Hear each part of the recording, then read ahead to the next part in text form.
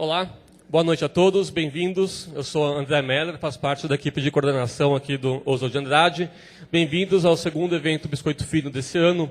O Biscoito Fino é um evento bastante tradicional aqui na escola, no qual a gente se propõe a pegar e debater com toda a nossa comunidade temas importantes sobre a cultura, política, ética, enfim, vários temas que para a gente são importantes de serem conversados e debatidos nesse espaço da escola, né? Hoje a gente tem um convidado muito especial para a gente, que é o Marcelo Tass. Quem tem mais de 30 anos deve se lembrar dele como o repórter Ernesto Varela. Quem tem menos de 30 conhece o Marcelo como Tibúrcio, professor Tibúrcio do Rá-Tim-Bum, né? Todos nós o conhecemos pelo CQC, que é onde ele mais está presente hoje em dia, e também em todo o mundo virtual, né, no qual o Marcelo é um grande agitador virtual, sempre um pioneiro aí em investigar, estudar e debater a questão das novas mídias e novos campos que vão se abrindo nesse campo virtual e digital, né? E a nossa vontade de trazê-lo aqui hoje é de poder ter alguém que falasse com a gente sobre o que é esse mundo digital, esse mundo virtual, em especial um tema para a gente bastante importante, que é a questão das redes virtuais, né? O que elas trazem para a gente como novidades, como coisas interessantes, como problemas para serem pensados por nós todos. Tá bom? O Marcelo vai ter uma apresentação inicial para a gente, tá certo? E depois, ao final dela, a gente vai ter um espaço aí para perguntas de vocês. A gente hoje está inaugurando também uma prática de fazer uma transmissão pela internet, então a gente tem aí uma série de colegas nossos assistindo a gente pela internet, acompanhando pelo site da escola, que também vão mandar perguntas pelo site para a gente e estão fazendo uma interação durante aqui o debate, estão fazendo um chat em paralelo com a conversa com o Marcelo aqui. Tá bom? Então, com vocês, Marcelo Tass. Obrigado.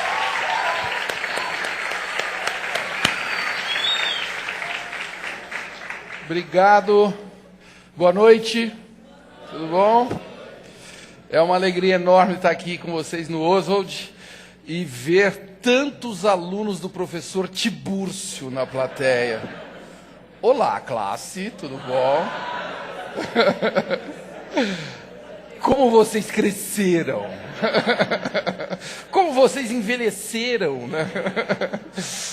Olha, então, é um prazer enorme mesmo estar aqui com vocês, porque vocês sabem que quem faz televisão leva uma vida muito esquisita, né? A gente fala com muita gente, ou pensa que fala com muita gente, mas tem muito pouca chance desse momento aqui, que é o momento da gente poder realmente falar e ouvir vocês também. Então, é uma alegria muito grande estar aqui com vocês para conversar sobre redes digitais e o que está acontecendo, que transformação que é essa que a gente está vivendo agora. De uma certa maneira, eu acho que cada um vive isso já de uma maneira muito intensa, né? Essas transformações todas. Principalmente as empresas, as escolas, né? Os pais, né? A moçada toda que hoje se conhece, muitos deles através das redes e depois acabam se conhecendo, digamos, em carne e osso, né? Mas eu vou falar um pouco da minha experiência e falar um pouco da minha experiência profissional com essas redes e um pouco também do que eu penso que a gente pode se aproveitar dessas redes para ampliar o conhecimento de nós mesmos e dos outros, que na verdade é o que interessa nessa vida, né? Que a gente está nesse curto espaço de tempo que nós estamos passando por aqui. Mas enfim, eu vou começar pedindo para o pessoal botar a minha apresentação aí na tela, e eu vou começar fazendo a seguinte pergunta. Eu queria que vocês se colocassem fazendo a seguinte pergunta: que diferença tem do garoto que vocês foram indo para o primeiro ano, agora chama de novo primeiro ano, não é isso? Primeiro ano de escola, para um garoto que hoje está indo para o primeiro ano. Então, eu vou mostrar aqui eu indo para o meu primeiro ano. Olha que coisinha mais tchuki-tchuki. Aí estou eu em 66, vejam que eu sou velhinho, né? Em Ituverava, uma cidade no interior de São Paulo, a 400 quilômetros daqui, diante da garagem, pelo modelo do Fusca do meu pai. Vocês veem há quanto tempo que isso aconteceu. A pergunta que eu faço e que eu gostaria que vocês se perguntassem é o seguinte: o que mudou na escola que eu estava indo, Fabiano Alves de Freitas, chamava a escola que eu estava indo, para esse meu primeiro dia de aula, para o primeiro dia de um moleque que hoje vem ao Oswald ou vem a qualquer outra escola para o seu primeiro dia de aula. Eu vou mostrar para vocês como parecia ser a minha sala de aula, tá? Essa daí não é exatamente a minha sala de aula, isso daí é o Caetano de Campos, na década de 40, mas a minha sala de aula era muito parecida com essa daí.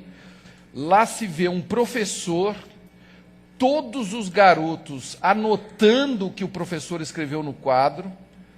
Eu tive um professor de História do Brasil, lá em Toverava, chamado Seu Eurivani.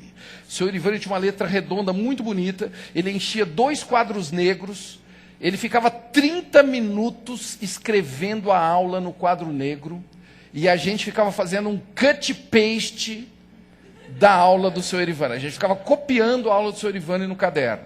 Depois de 30 minutos, o Seu Eurivani virava para o quadro negro e lia o que ele tinha escrito. Este foi o modelo de educação que eu fui formado. Claro que eu estou exagerando, mas em essência era assim, né? A gente tinha um provedor de informação. O professor era um cara que tinha que fazer um download de toda aquela matéria para você, e ele era o único provedor de informação que aquele molequinho magrelo estava indo receber lá na escola. A pergunta que eu faço agora é a seguinte: quantos provedores de informação tem um moleque que vem para o seu primeiro dia de aula aqui no Oswald de Andrade? Esse moleque aí. Vamos botar ele lá na tela. Quantos provedores tem esse cara aqui? Né? A gente vive exatamente essa mudança desse moleque do cut-paste. Olha lá, o Seu Eurivani lá no fundo, todo mundo fazendo um cut-paste do site do Seu Eurivani.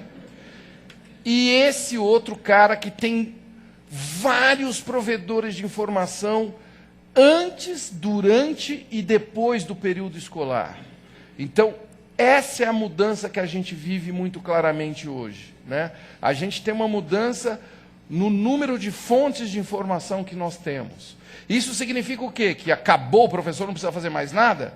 Não, é o contrário, né? O professor hoje, eu acredito que finalmente ele pode assumir a sua real função, que é de ser o mediador, de ser o cara que estimula o conhecimento, o cara que debate o conhecimento, o cara que agrega, que coloca numa rede de pessoas o conhecimento disponível para que esse conhecimento seja processado, né?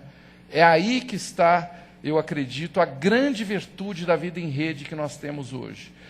É possível você compartilhar essa informação e, junto com a rede, conseguir processar essa informação e transformar em conhecimento, em sabedoria, transformar no que a gente quiser, né? Agora, é extremamente difícil também essa função, a gente sabe, né? Quem é professor sabe, quem é líder empresarial sabe, quem é pai sabe também, né? A gente, geralmente, em direção da rede, a gente tem sempre o medo do que vai acontecer, o medo do cara que vai não sei o quê, o banco que vai não sei o quê, enfim, né? Olha lá elas dando tchauzinho. Dá tchauzinho aí na transmissão. Elas estão dando um tchauzinho para vocês que estão vendo a gente pelo webcast aqui diretamente do Oswald. Agora chega de tchauzinho e presta atenção. Muito bem. Então eu estava falando justamente disso, que agora, o que aconteceu agora, por exemplo, a gente não vive mais um momento de comunicação em apenas uma direção. Um professor ou eu aqui transmitindo uma coisa, mas a gente vive justamente essa troca de inputs visuais, de conhecimento, de ideias e tudo mais.